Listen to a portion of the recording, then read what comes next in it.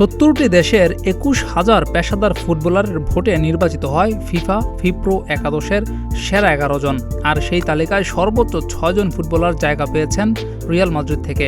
Manchester city থেকে আছেন দ্বিতীয় সর্বোচ্চ ৪ জন, একজন জায়গা পেয়েছেন লিভারপুল থেকে। গোলকিপার, ডিফেন্ডার, মিডফিল্ডার এবং ফরওয়ার্ড ৪টি পজিশনের বিভিন্ন প্লেয়ারদের মধ্য থেকে সেরা ১১ জনকে বাছাই করেছে ভোটদাতারা। এর মধ্যে সবচেয়ে বেশি ভোট পেয়েছে কোন ফুটবলার? যে ১১ জন প্লেয়ার নির্বাচিত হয়েছে তাদের মধ্যে সর্বোচ্চ ১১,১৭৬ ভোট পেয়েছেন বেলিংহাম।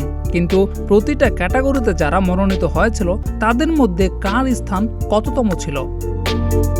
গোলকিপার হিসেবে জায়গা পেয়েছেন এডারসন। স্বাভাবিকভাবেই তার নাম্বারটা হচ্ছে সবার উপরে।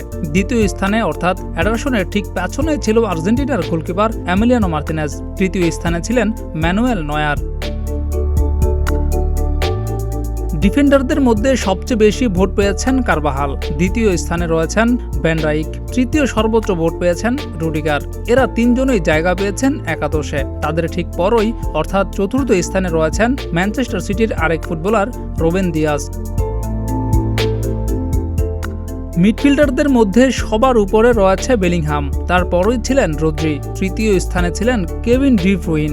আর চতুর্থ স্থানে রয়েছেন সাবেক Real Madrid footballer Toni Kroos, যিনি অবসর নিয়েছেন। পঞ্চম স্থানে ছিলেন ফিল ফোডেন, কিন্তু যেহেতু ৪ জনকে নেওয়া হয়েছে, ফিল ফোডেন ছিলেন না একাদশে।